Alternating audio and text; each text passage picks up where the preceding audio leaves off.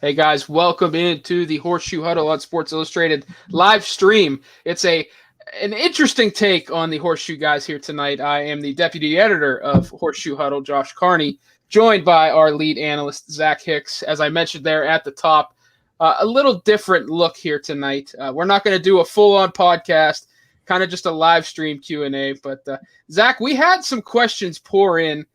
Before we get to those, though, I want to just go through the news. And we joked off air here that we did not want to talk about COVID-19. And one of the first questions from your Periscope, is Big Q vaccinated? That I don't know. We can't say for sure, but yeah. I think you know the likely answer to that. Considering considering here at about, let's say, 6 p.m., news broke that left guard Quentin Nelson was placed on the reserve COVID-19 list. That's all the information we have. He was either a close contact or he tested positive, but I think that should tell you all you really need to know. Say we will know by, say, if 10 days come up and he's still on that list. He's probably not vaccinated. Yeah, there's your answer. But I think we can kind of tell just from the amount of times we've seen him wearing a mask. I mean, again, it's not. We're not commenting either way on if it's good or bad. We're just answering the question here, and we'll tell within 10 days. And honestly, that's all we can really. That's all we're really to say. We don't know, and we're not going to just say it firmly right now. Right. We have seen some numbers NFL wide that is reported 93% of players across the league are vaccinated. That leaves roughly 200 players unvaccinated at this point. The NFL is shockingly considering mandating the vaccine, which I don't know is going to go over too well, but they are a privately traded company. They can essentially do what they want, but I don't want to get into the weeds here on the COVID talk because I think we're just exhausted by it. But one other piece of news with the COVID-19 reserve list, left tackle Eric Fisher, who's currently on PUP, was placed on the reserve list today, and the Colts brought back tight end Andrew Vollert. Welcome back. Yeah, who they just cut days ago. At this point, I would not be shocked if Vollert is on the practice squad. At this point, you don't bring him back for no reason this late in the game. But we do have a game to talk about and kind of preview here Friday night. The Colts and the Detroit Lions will play the final preseason game. Lots to kind of look at for that game, but Zach, what are you looking forward to keeping a close eye on Friday? I know you've done a number of film room pieces coming out of the last two preseason games, but what are you focusing on solely come Friday night? Yeah, first off, I want to say I've always been a Dan Campbell guy ever since he got hired. Huge fan of him. Very fun coach, and I think he's goofy and he's funny to put his videos out there, but I do think that's the type of coach that resonates with the locker room. Yeah. And I will say he's now one of my favorite coaches because he got Frank Reich not to play his starters in this in this meaningless preseason game. I'm so happy that he did that. Nope. The last thing we need is an injury. It's the last thing. We got the COVID issues, obviously. We've had injuries throughout camp. We don't need a real a player worth anything, getting hurt in these games. So thank you, Dan Campbell, for changing that. But outside of that, I feel like at this point we're at 53 guys will make the roster. I think we're at 46, 47 that are pretty locked in at this point. I mean, maybe even more than that. It's just about those final battles. Andrew Brown, has he done enough in the preseason to make the roster? Will he continue that in this game? Or even Chris Williams, who came on last game, played really well. Played most of that game at defensive tackle. I still think he's more of a lock for the practice squad, but he could be a guy who could step up. Isaac Rochelle, can he do enough to really make his spot on the roster? We've seen a great offseason by Andre Sacheri, and he's probably not going to play in this game. I think he's still in the concussion protocol. So can one of those two Davises that have had kind of a down preseason and a down offseason, can they secure a spot still with Sacheri essentially locking himself in, or hopefully locking himself in to a roster spot? So that's a big one. And then, on offense, that wide receiver 6, wide receiver 5 battle, Patman, Strawn, Doolin, DeMichael Harris. We still don't know right now. I mean, after preseason week 1, it looked like Strawn was a lock and Patman had a good chance. And then after preseason week 2, it looked like Patman had a really good chance, Strawn maybe a little lesser, and then Doolin came back healthy. And Doolin, what I thought was interesting is Doolin played early in that game, only played like 10 snaps, and they took him out, which is something you do with starters. It's not something you do with a guy fighting for his roster spot. So do they already view him as a locked-in guy? So there's so many things that we're kind of looking at. And even with the starters out, there's so many things to kind of look at. Like, can Eason and Ellinger bounce back from just a terrible game against the Vikings, like both of them? Yeah. There's plenty of things to watch for the preseason, and I value preseason in a much different way than most fans do. I don't take these overarching overreaction stuff and say like, Zach Wilson now is my quarterback 1 after I had him at quarterback 4 because of a preseason game. So many people do that stuff. I'm not that kind of person, but I like to see where guys are at. I kind of like to see guys perform in a meaningless games where I don't have to be invested in it. Right. And I can still see how guys are performing. So there is value in this game. And for these, these guys competing for these last 5 or 6 spots and then the 16 spots on the practice squad, we're going to see a lot of them. Yeah, I'm curious to see how Frank Reich and Marcus Brady divvy up the touches at running back. I've kind of been team trade Jordan Wilkins, kind of recoup some of those draft picks. We'll see. I think if Reich and Brady ride Wilkins hard in this game, I would view that as more of a showcase and an opportunity to maybe deal him. But if you see guys like Deion Jackson and Benny LeMay get a ton of touches, then I think your 4 running backs are pretty much set. So it'll be interesting to see how that shakes out. I am looking at the receivers. I wrote up that piece yesterday on SI.com about Frank Reich saying it's going to be really tough. We have an interesting question. Will the Colts run the wing T with 4 backs? We got some fun ones here. We got some fun ones here. So if we break a train of thought there, no, Josh, I do not think they will run the wing T. Plus, I think you would need 3 running backs on the field for the wing T. So I will say my Little League coaches would be super pumped. Single wing and wing T and all that stuff. It's funny. My high school team, we ran a spread it out, hurry up offense, and they called the Little League guys in or whatever. And the Little League guys were like, "Oh, we just ran wing T." It's just, man, that'd be fun though. I'd love to see one NFL team for a week just be like, you know what? We're going back to like 1930s Chicago Bears where we're going to run, wing T. So that'd be fun. But I'm curious to see how the receiver room shakes out as well. I think we'll get into it later, but I do think Doolin has his spot kind of locked up, and I'm curious to see who wide receiver 6 is. Defensively, we kind of chatted about it in our Slack group for Horseshoe Huddle. Could Marvell Tell be cut? And I think it really comes down to this final preseason game. So I'm going to be watching the defensive backs as best I can, with broadcast tape. We don't have all 22 at this point for preseason, which we may not even have all 22 into the season, which is a terrifying thought. Well, I moved. Oh, you went inter. Yeah, you're international. I moved to the UK, so that's why I can use. Yeah, you're international. I forgot about that. Yeah, I only go overseas for a couple hours a week just to break down the film, and then I come back. Yeah, you go back. You go over to your bachelor pad over in the UK. Yeah. Us peasants are stuck here in the United States. You guys at SI pay me so well. I'm just able to. I'm gonna have to talk to the brass. Yeah, I'm gonna say I don't know, man. I don't know what kind of contract you have there. You're technically my boss, and I'm just able to make. I don't know what's going on here. You can afford a bachelor pad in the UK. I'm over here. Interesting, but no, it'll be. I'm not gonna take a ton away, good or bad, from this final preseason game. I don't typically take good or bad out of a preseason game in general. I did joke that after they beat the Panthers to open the preseason, they were going to go 23-0. Well, that dream died. Well, no, that dream is still alive. They could go 23-0.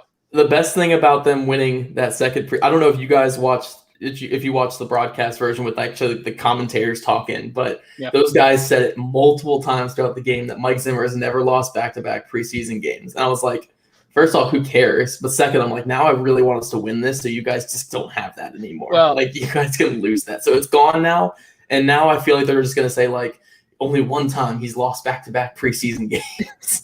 Imagine being a Ravens fan or watching a preseason game with the Ravens broadcasters. They've won 19 straight preseason games. Like, it's gotten to the point where Harbaugh is being asked about it in days leading up to preseason. Like, how much preparation's going in? Are you guys trying to keep the training, the winning streak alive? It's ridiculous. It's preseason.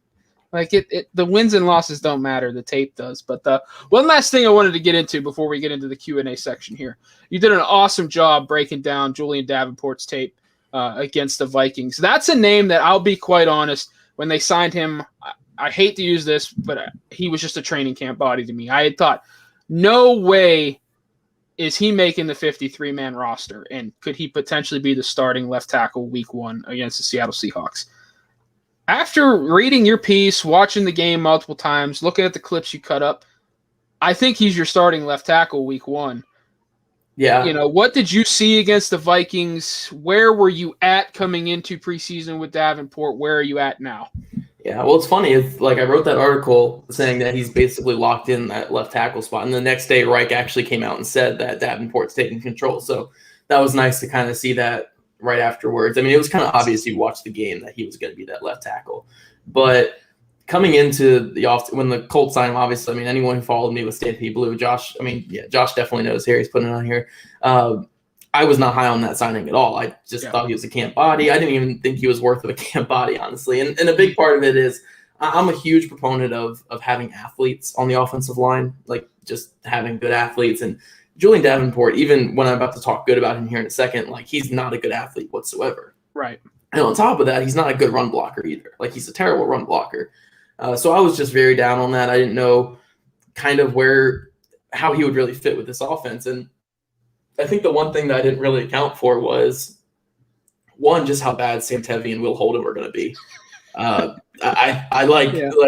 Davenport looks so much better because of how bad those two are looking. I mean, I was saying it the other day, but Will Holden actually played some guard in the fourth quarter of this past game, and I was excited about it because I was like, oh, I always thought he was better fit for guard, and I was way wrong about that. He was not a better fit for guard.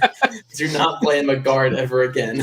Yeah. But no, the big thing with Davenport, and I think what really helped him separate is, he's limited. He's very limited, but there are ways that you can work around those limitations with him because he only really gets beat by speed. Speed's the biggest thing. He's a huge human being, so he has a good anchor. He has super long arms, so if he can make first contact, he's typically fine. The biggest thing is just controlling that speed, and if you can have a chip, you can have a tight end, you can have a running back chipping on that side, he's going to be serviceable or it can be adequate. So I think the Colts are going to do a lot of that, and that makes the most sense because with Tevi, with the way that Tevi's been playing, you can't do anything to help that. With the way that Will Holden's been playing, you can't do anything to help that. With Davenport, you can give him chips and you can give him help. So I think that's just the smartest way to go. Even though you're gonna take a step back, especially running to the left side behind Davenport because he's just not gonna move guys. He's not a people mover at all, which is crazy. Again, 6'7", 325. Yeah, he's not a people mover. But it's all about the pass game, especially with Carson Wentz. And Davenport gives you the best opportunity to protect Carson Wentz. So you kind of have to. I think you have to play Davenport early on. Couple interesting questions here. This one from Seymour Squid. How important will chipping be? Sorry, Seymour Squid. I couldn't put that in my head when I saw the name, and then when you read it out loud, like, oh. Okay. How important will chipping be past the first 4 to 6 weeks, assuming Eric Fisher is back? Huge. I think either at least having a tight end there to make their defensive linemen, the defensive ends are typically in a wide 9 on obvious passing situations. At least getting a tight end standing next to Davenport, so it makes that wide 9 go further out. So Davenport has more room to go back in his vertical sets or even his aggressive sets getting out there. That's going to be big. And then just subtle chips to the right. It doesn't even have to be anything big. There's one clip I put in the article with Rod Green where he didn't really get much of the guy. But he just barely got him enough to where it squared Davenport up. And once Davenport's square, he's fine. Yeah. Against some rush. I mean, he's going to get beat. Like, this isn't me endorsing Davenport like he's going to be good. Like, the hope is he can be below average. And if he can be below average those first couple games, like, it's a major win. It's a major win. So there's still a lot of ways that we don't even know how long Fisher is going to be out. He has COVID right now, but we don't know if he's going to be activated off the PUP to start the year and then maybe go on IR or something, or if he's going to stay on the PUP the first 6 weeks. We don't know. So there's still a lot of questions with that, but I think Davenport's just the best option, especially with the chipping, like Seymour Squid was saying there. Yeah, and watching back through the game the last few times I did, I did like some of what I saw from Will Fries. That's a guy obviously you liked coming out of the draft. You did a lot of work on him. This question here from Josh, why didn't Will Fries get any looks at left tackle? He really hasn't gotten any work at left tackle in training camp either. Is there something holding him back from getting reps at left tackle? Do you see him as a potential fit at left tackle, or is he just kind of like a guard option only at this point? When I evaluated him, I thought he could play tackle. I definitely thought he could. But the NFL is so much in the business of traits evaluation. Historically, if you don't have this arm length or longer, your chances of success are much lower. If you don't have this type of athleticism, your chances of success are much lower. And unfortunately, Will Fries kind of fell below the average on arm length and athleticism. Or I think athleticism is right around average. Perfectly fine for guard, and doesn't mean he's going to be a bad player by any means. It's just that might limit why NFL teams will try it. And the Colts are maybe one of those teams that would be more willing to put him out there because Braden Smith obviously is a success story at tackle with his super, super short arms. But I don't think, unless they're in a dire situation, they'll throw him out there. So if Will Fries makes the initial roster and say you get a couple injuries and Tevy gets out there and he's getting blown up, then I could see them throwing Fries out there. Yeah. But until then, I don't see that as the plan. I think they want to kind of make him kind of like Chris Reed, where he can play left guard, center, and right guard and kind of do all those things. He did play a little bit of center, I think, in the first game, and then played some right guard and left guard this last game. So they're trying to get him to do it all. And I do think eventually they'll maybe give him some tackle snaps too, but I think it's more so on the interior. They're kind of focused, just like they're doing with Danny Pinter. Right. Just real quick with Will Fries, I am a huge proponent of mock draftable with the spider charts. Guess who Will Fries' top comparison is at tackle? At tackle? At tackle. Joe Haig, I guess. No, Joe Haig was a great athlete. Will Holden. Will Holden? Wait, what were their arms? Their arms are probably similar. Like 33-inch arms or something. Yeah, Fries was 32 7/8 inches. Will Holden, 33 1/4. We need to talk about. I brought this up the other day, but Will Holden and Davenport are the same height.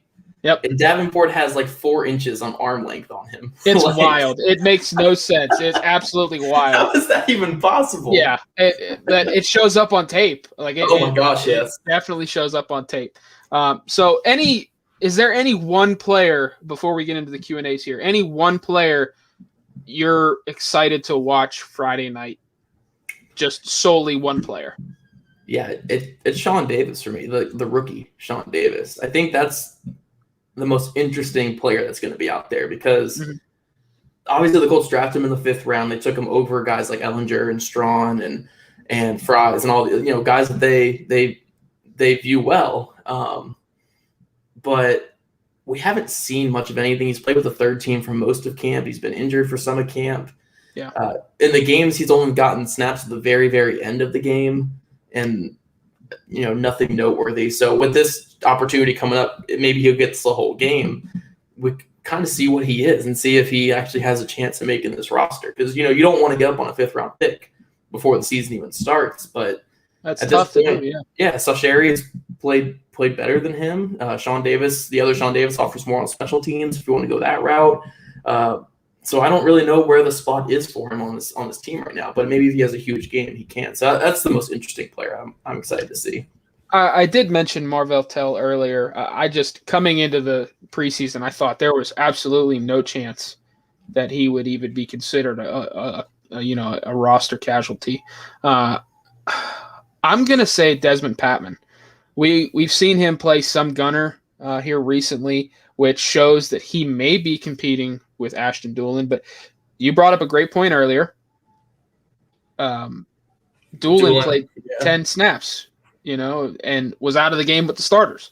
So Patman's going to obviously have to do something as a receiver Friday night, but he's also going to have to continue to show he can handle special teams duties, whether that's running down kicks and punts. He's got to make a couple tackles on special teams. Like, you have to put that on tape to earn a roster spot. And Doolin certainly done that over the years. He can also return kicks, but I'm locked in on Desmond Patman. I've always liked his skill set. I know that you did a great job earlier in the summer kind of breaking down his college tape. Coming out of Washington State and, showing what he can offer as a receiver. He's just a height, weight, speed guy that just feels like a nice developmental piece. But if he can add the special team stuff, I think he could stick. So we'll see. But that would be – he stuck last year, played a couple snaps against Jacksonville, and I think he was inactive the rest of the season. 2020 is such a blur. But for Doolin? No, for Patman. Yeah, I think he played one snap last year is what it was. One or two snaps. Yeah, it was against Jacksonville, I think it was. So I think he logged one snap and he was like it was like a run play away from him, so he just stood there, I think. Right. I'm trying to remember. I've watched so much of that season now. Yeah. But yeah. We'll see. I'm curious to see how he does. But real quick, before we get into the Q&As, we were supposed to do this at the top, Zach, and we forgot. Let's plug here. Please check us out on Twitter at SI_Colts, and at Colt Maven. You can check us both out on Twitter. Zach Hicks, his Twitter handle's right there, at Zach Hicks 2. Mine is at by Josh Carney. Please check us out online, si.com/NFL. You can /Colts. You can find Horseshoe Huddle there, or just Google Horseshoe Huddle. We'll pop up. We're on Facebook. I don't have the Facebook pulled up at the moment, but Horseshoe Huddle on Facebook. Big shout out to Mark Long and Brian Evans for their likes on Facebook for that. We can see that on here. I don't know if Twitter would show the likes on here, but I know Facebook does. So Mark Long and Brian Evans, appreciate the likes there. Yeah, I don't know. But just check us out there. We've been doing a ton of work here, and obviously the real games are going to start here in about 3 weeks. So it'll be very exciting. Yes, Zach Hicks is the GOAT there. Mark Markson. That's it. It's an interesting name. I've never seen one like that. We're off the rails here, Zach. But that comes from YouTube. So thank you, Mark, on YouTube. Just check us out on all platforms. We will have a ton of work coming your way here. Once real games start and Zach goes to his bachelor pad in the UK, he will be churning out film rooms left and right for the site. Just a lot of great work the team's been doing. I'm thrilled to work with such a talented team. And obviously, as I've mentioned on previous pods, Zach was an awesome get for us here this summer. But let's jump into the Q&A session here. So, Zach, you put a call out on Twitter earlier today. Our first one, this is from Ryan Hatler. Just really quickly, we heard the news. Bruce Arians in Tampa is instituting his extra COVID rules this season to prevent COVID outbreaks. Any chance Ballard and Reich do that? I hard no. Yeah, I mean, if it gets bad, maybe I could see it. What Bruce Arians did, just for reference for people watching, I believe he just kind of made his team rules be the rules from last season, where even if you are vaccinated, you can't go out of the team hotel when you're there. Family in. Yeah, so, and then you have to wear masks around the facility, I think, still as vaccinated. So I think that's what he kind of instituted there with the Bucs. But yeah, I mean, I don't know. I don't see the Colts doing that. We might actually get more league rules. The league might just mandate it, which takes it out of Ballard and Reich's hands. Yeah, I would guess the league vaccination rate is going to drop a decent bit once all these cuts come, because they're 93% right now. I'm assuming it's going to drop to like the mid 80s when the cuts come in here. So we'll see what the league ends up doing with that. But I don't see the Colts doing that. Bruce Arians is kind of always doing his thing, so he's always a little different. I don't know how many other teams would do that though. Yeah. So the next one comes from at Ben on Twitter. It's a two-part question. First part, Zach, is there any way Al-Quadin Muhammad doesn't make the roster? He's making it. He's locked in. Just please don't play him third down, rushing the passer. Like, please. Oh, they will. They will. I can't do it. I'm glad that you've adapted to the indie market well, where you know this pain already without even seeing it in I'll tell you what. Before they took away the United States version of all 22, I was through 15 games of coaches. Oh, okay. And it was just like, why is AQM on the field on third down? He doesn't. He's like a 5 tech trying to rush the passer. Like it doesn't make much sense. They play him a lot of that 7 and 9, even though he's more of a 5 tech. He really should be kind of behind. I mean, hopefully this year they play him more behind Lewis. Yeah. I think that'll depend on Isaac Rochelle. If Rochelle makes the roster, then AQM might steal some snaps over at the 7 and 9. But I don't know.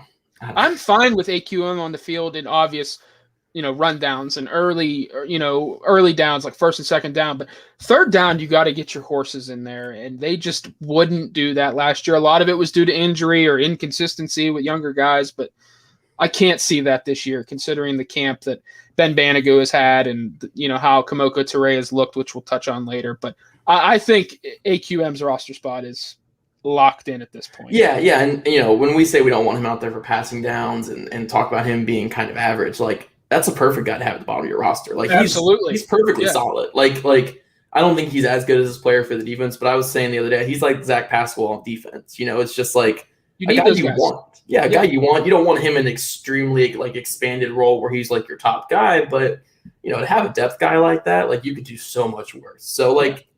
Not bad mouthing him at all. Like no. He's a super solid bottom end of the roster guy. A guy that can do whatever you ask him to do for short stints. But there are better athletes and pass rushers on this roster that should see playing time in those obvious passing situations this year. That's all we're saying. So, second part of Ben's question: do you think Doolin still has good upside at wide receiver? I want to say yeah. I mean, he's a great height, weight, speed guy, like we mentioned with Patman and Strawn. But I think we would see more. I think up to this point, if he did have, if he was ever going to hit that outside, we would have seen more so far. And he's had decent flashes, like that Browns diving catch was very nice last year. He had a couple good catches against the Lions last year too. He does some of those little things too, like he's a good blocker and stuff. I don't know if it's ever going to be there as like a full-time, like maybe as like a package play type guy, but his role in the NFL, I think for majority of his career is going to be special teams. And he's done a good job with that so far. And I think it also has to do with the numbers in front of him. I think he could see more upside as a receiver if guys go down in front of him. I'm going to go back to mock draftable one more time because I live and die on that spider chart. Who his number 1 and number 2 receivers don't matter. Do you know who his number 3 comparison is? Is it Pascal or who is it? You're gonna sit back in your seat and just like be blown away. Justin Jefferson. Oh, okay. I mean, I knew he had a freaky combine because they invite him from Malone. And everybody was talking about this D3 kid coming. And by the way, Malone's program folded the year. After he left, okay. Right after he left, so he's going to hold every single football and track record or whatever. Like he just holds it all. But I think he ran like a 4.41 at 6'2", like 200 pounds, like a 4.41. Had a good jumps too. Like he's a freaky athlete. 38-inch vert, 4.41 40, 121-inch broad jump. Like 13 reps on the bench. He's got huge arms, 33 3/8 inch. Like he's a good athlete. And the dude had a ton of credit to him for carving out a role on special teams. Well, he had like 12,000 total yards at Malone through 4 years. Yes, he did. Like it was disgusting. Yeah, it was disgusting. But look, if you get invited to the combine from a Division III school, you're a freak. Yeah, you did something right. But interesting question here from Seymour Squid again. I love the name, man. Like, just keep it. Better question would be, where would you spend T.Y. Hilton's money? I'll make it really simple for you. On T.Y. Hilton. Yeah, I think Zach and I are kind of in the same boat. That guy can still get open. That guy's still a very good receiver. And I think it depends. Yeah, I think it depends. There's still a lot of time in between here and next offseason, but we'll see. We'll see what happens. Yeah. Ballard's not one to go anywhere with free agency, though, so why not just spend it bringing him back? That's kind of where I'd be. This one is from Mavs Forest Fire at the Uncle Gandhi. What is your biggest takeaway from camp? He's in here, too. He is in here, so I like that we're hitting this one. What is your biggest takeaway from camp at these 3 key positions? Defensive back, wide receiver, and edge. And did these groups take a big enough leap to help take this team to the next level? That's tricky. So let's start with edge first, Zach. It's hard to say because it's it's preseason, it's training camp, it's off season, so it's hard to really say like, these guys have taken the next step. But I think with the edge guys that we've seen Banigu have a great offseason. We've seen Toure have a great offseason. Kwity Paye has been doing a lot of good things as well. He had that great sack in preseason game 2. I think the edge group has kind of taken the step that you want to see in camp. Again, obviously, it's hard to truly say what's going to like where you would be because preseason. But in terms of everything you need to see from those young guys in the preseason, I think all those guys have stepped up and looked good. Yeah, I am excited to see the edge guys in games that actually matter.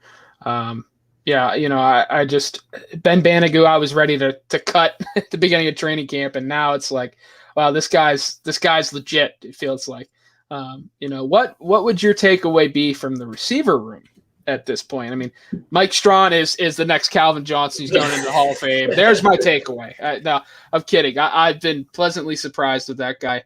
I've been pleasantly surprised with the entire receiver room, to be honest with you. Like I mentioned earlier, I wrote a story yesterday about Reich saying it's going to be really tough to cut these guys. And it's insane the type of production and talent they have from the UDFAs and Tyler Vaughns and Tariq Black. You have Mike Strawn, you have Ashton Doolin still battling, Desmond Patman. I am impressed with the depth. I'm excited to see who they try and keep on the practice squad to continue to develop. What about you at receiver?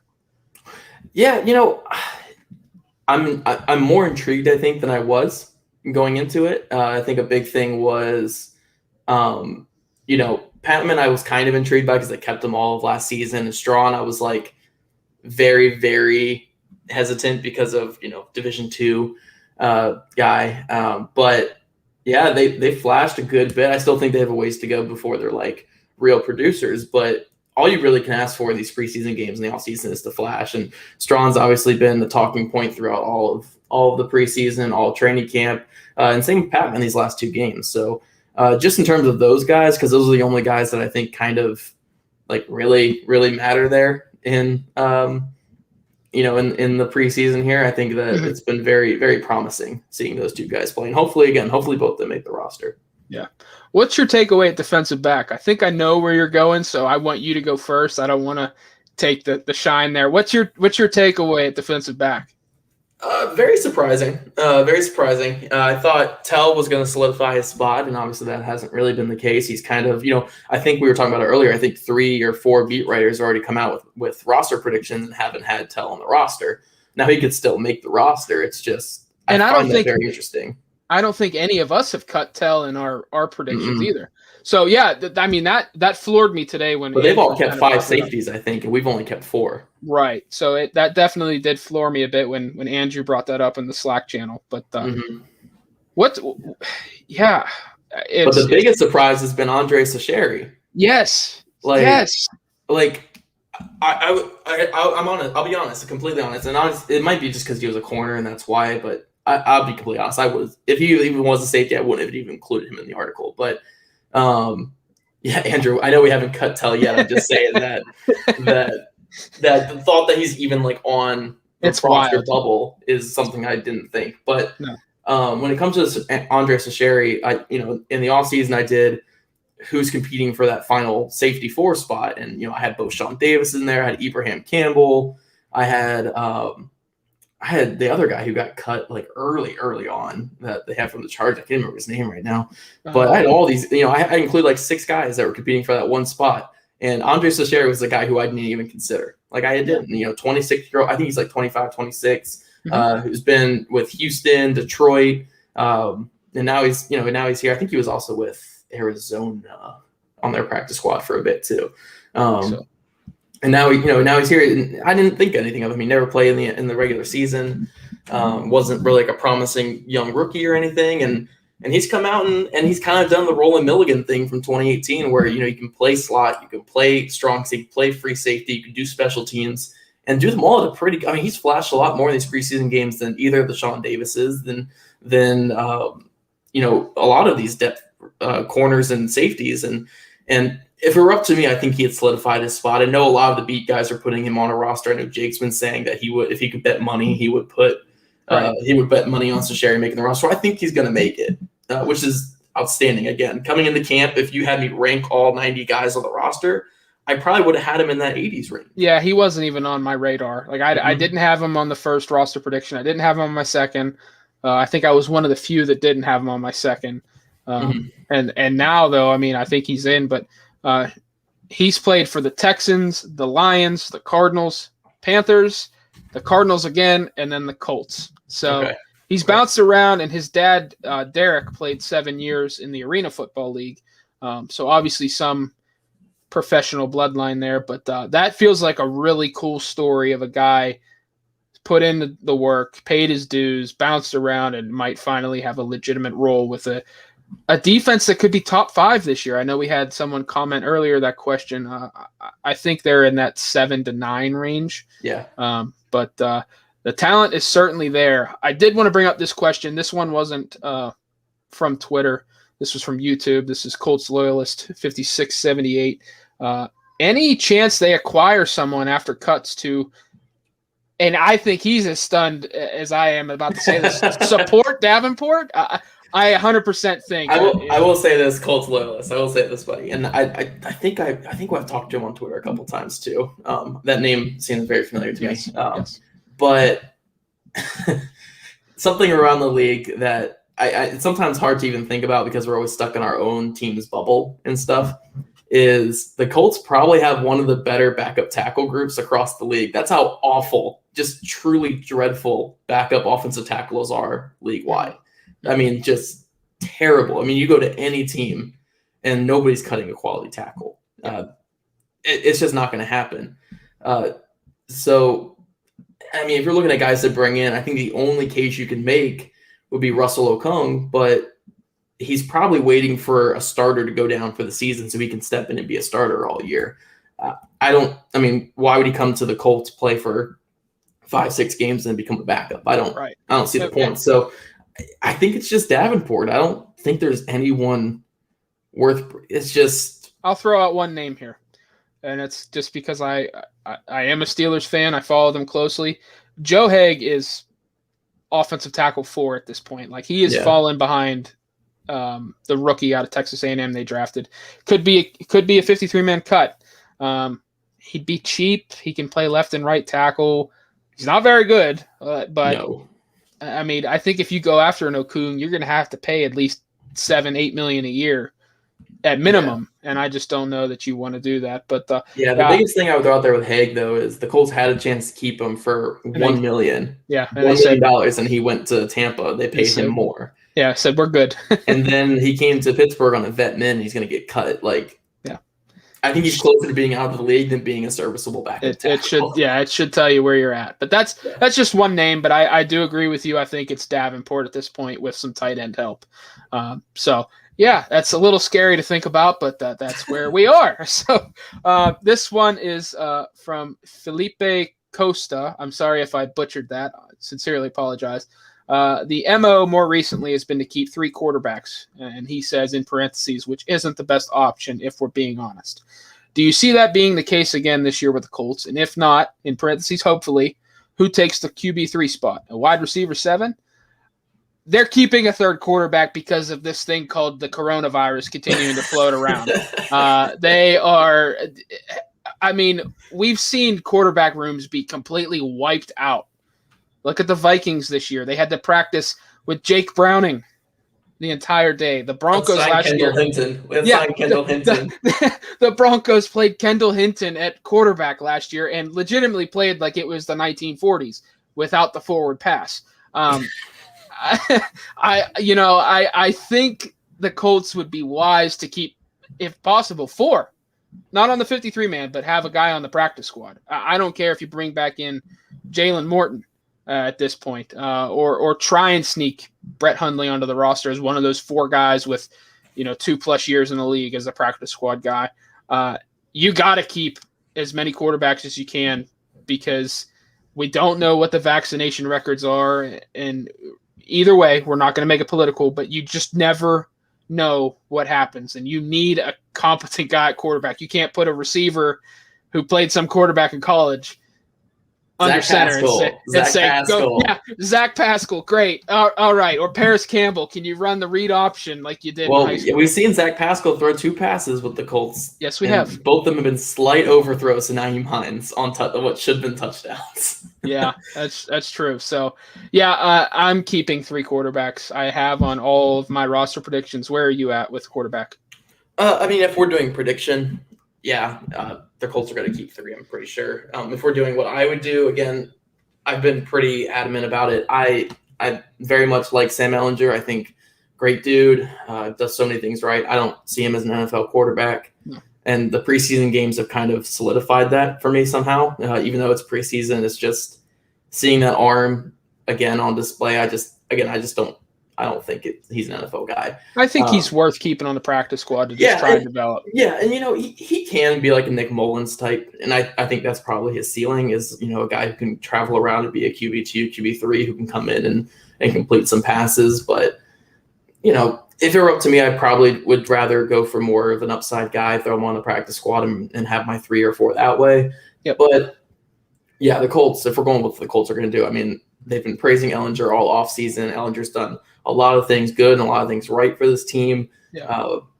He's not going anywhere. And there's Wentz with the injury issues. There's the COVID issues that could happen. I just see them keeping 3. And I know a lot of people love the 7 wide receiver thing. I just don't see that happening either, especially because if you consider the 7 wide receiver thing, then you're basically saying Strawn and Patman aren't good enough to play special teams, right? Because you have to keep Doolin to make sure that he's playing over them. Right? Yeah, which is a wild way to try and build a roster. Yeah, right? Well, and then you're looking at one of Patman and Strawn's going to be inactive every week. Maybe both of them. Probably both of them. Probably both would be inactive, and then you're just keeping 2 wide receiver inactives every single week. Yeah. And I know in a perfect world, you're doing 5 wide receiver sets all game. Trust me, I love it. On Madden, all I do is empty looks. Yep. Like I put Nyheim Hines in the slot, and I throw him on those option routes all day long. Yep. But when you're talking about real roster construction, the Colts with how much they play, 12 personnel too, 12, and they play a lot of 13 personnel even. They're not. If they keep 7 receivers, you're going to have 5 of them active on game day, and Doolin's going to be one because of special teams. So you're going to have Patman and Strawn both inactive every week unless there's an injury. I just don't see them keeping 7. I think it's going to be 6, whether it's Doolin and one of those 2 guys or both of those 2 guys without Doolin. Who knows? But I don't think it's going to be 7. They could shock me, but I think we've seen them under Reich go 5 before. We've never seen them go 7 with Reich. I don't think I've ever really seen a team keep 7 receivers on a 53-man. I really don't. So I would cut out that, dude. You would get rid of the kicking game entirely. You'd say forget. Colts loyalists chiming back in here for those. So now I know Colts loyalists. Like Colts loyalists and I talk all the time because he knows. You'd get rid of Rigoberto Sanchez and Rodrigo Blankenship, and you did. No. I keep Sanchez. I like punters. I don't like kickers. Okay. Yeah. That's a common misconception. That's a common misconception. I think punters are valuable because if I'm backed up on my own 10 and I have a 4th and 20, I'm not going for that obviously. But in the red zone, if any 4th down, I'm going for it. Whatever. That's a conference. I'll do a whole show on that one day. We'll talk about kickers. This one is from Keenan at VVJones007. I like what you did there at the end of your Twitter handle. Have you seen enough this preseason to give Ben Banigou first crack at passing down snaps over Kimoko Toure? Not yet. Oh gosh, Mark said, Mark, as I will always say this, Mark.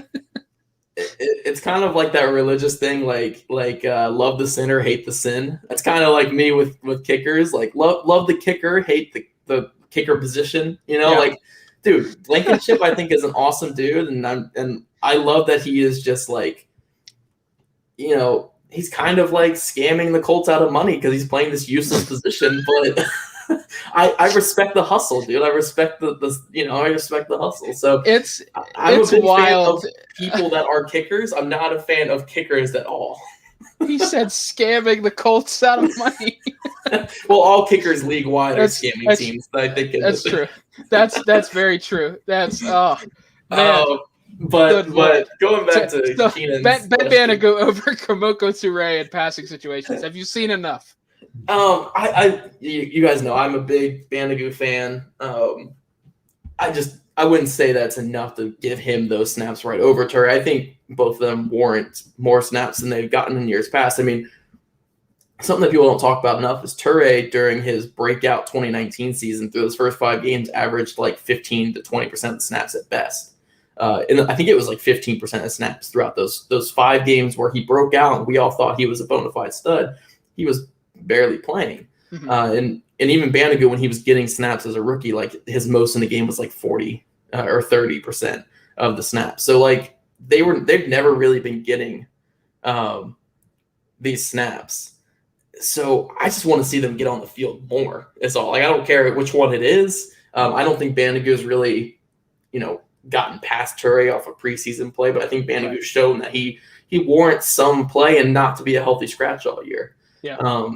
We'll see what happens with that come regular season. Obviously, there's a lot more to that than just field play that goes into who's scratched. But yeah, I just want to see.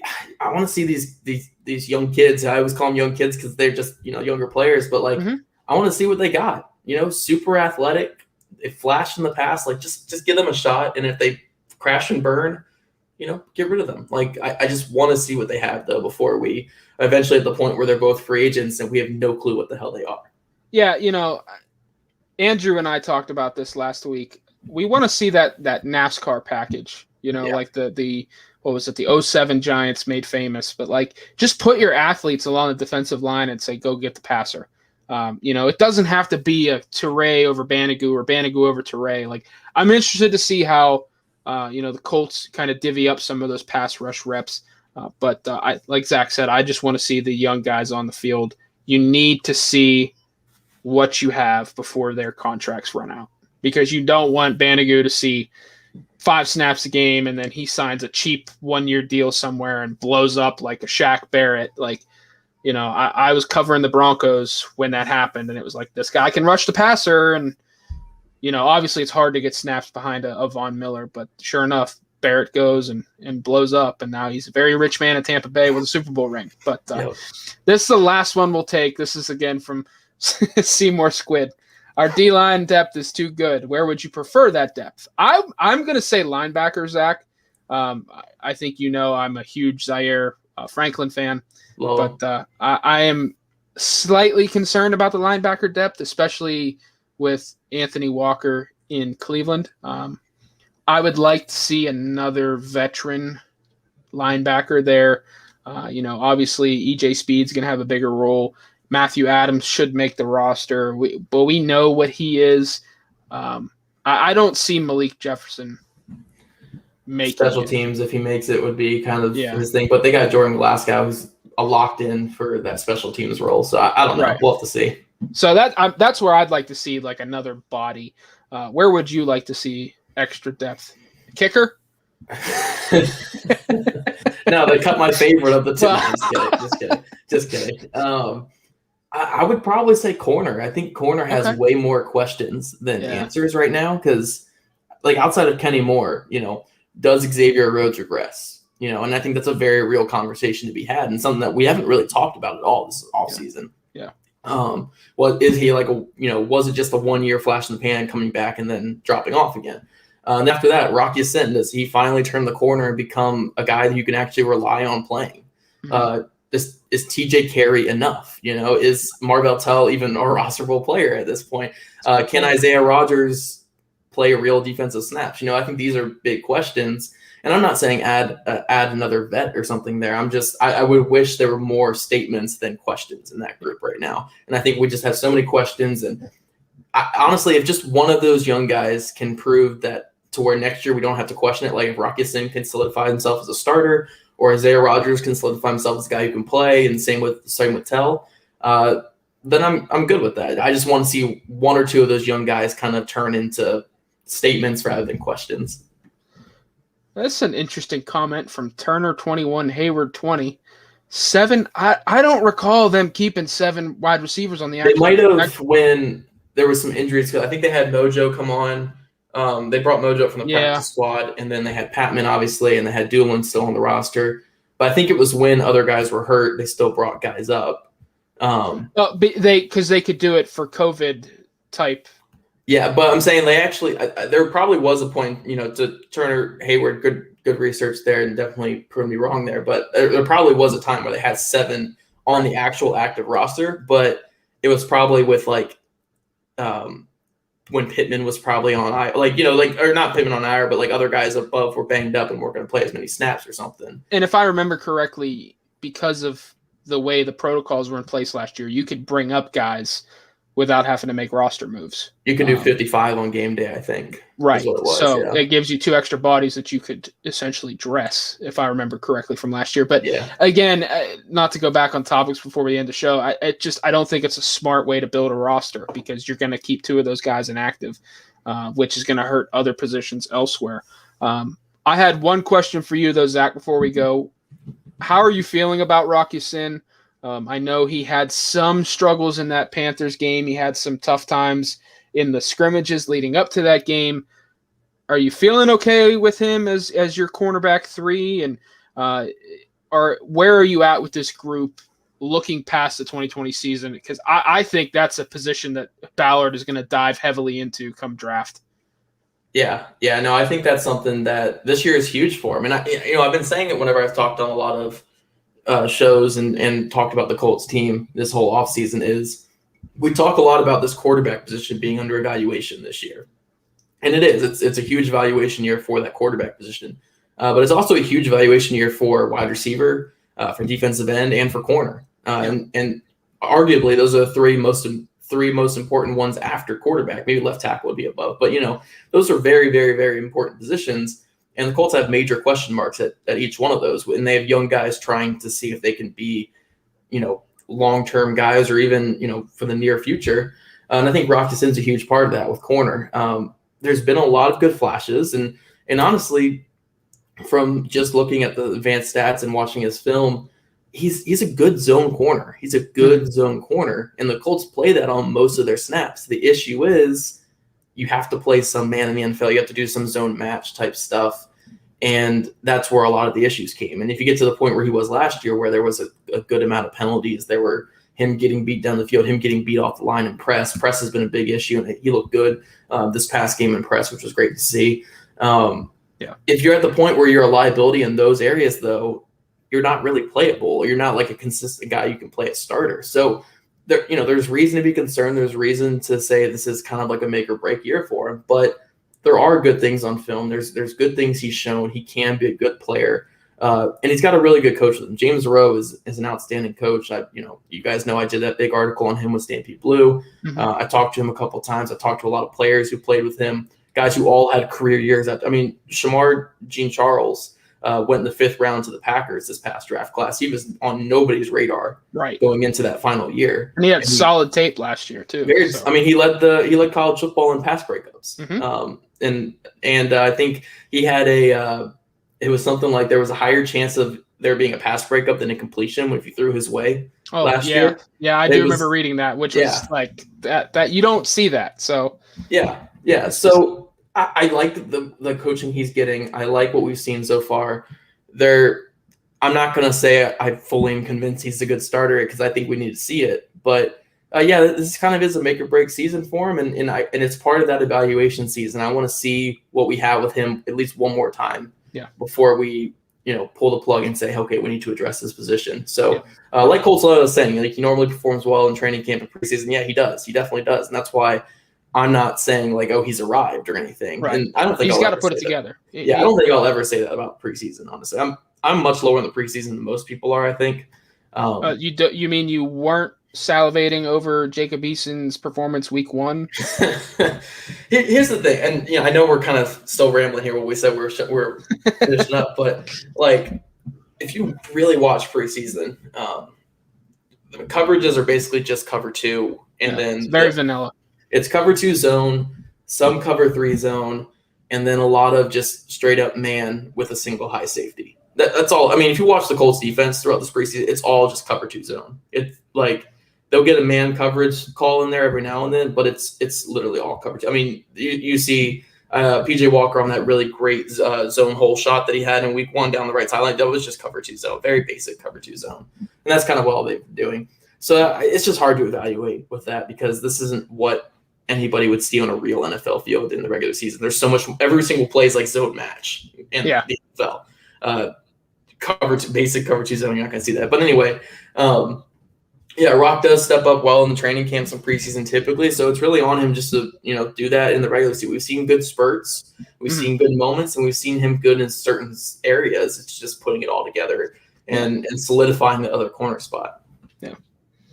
Well, Zach, that is going to do it for our Thursday night live stream. I'm sure someone from the team will be back at it here maybe this weekend, probably Monday, kind of breaking down Friday night's game. To close out the preseason, we will preview roster cuts. Myself, Zach, Jake Arthur, and Andrew Moore will have final 53-man roster predictions at Horseshoe Huddle on the Sports Illustrated and Fan Nation Plus network. Please follow the show at Horseshoe Guys on Twitter. You can check us out at SI_Colts, at Colt Maven. Please follow Zach on Twitter at ZachHicks2, where he burns down the kicker community. Please follow me on Twitter at @ByJoshCarney. You could please just follow the show, rate, review it on Spotify, or not Spotify, Apple Podcast. Eventually on Spotify. You can, maybe we'll take it to the Ringer. I'm just kidding. That's just a running joke why I'm joining the Ringer. Please follow, rate, review on Apple Podcasts. We are on Spreaker as well, and we live stream on Facebook at Horseshoe Huddle and on YouTube, the Horseshoe Huddle channel. Zach, great job tonight. I'm sure we're going to have a ton of content coming here throughout the rest of 2021 and into early 2022 at this point with this team. But a lot of fun tonight. Thank you to all who joined us on Periscope, on YouTube, on Facebook, and all who gave us questions to answer on Twitter today. So that's going to do it here for the live stream version of Horseshoe Huddle and the Horseshoe Guys. Until next time.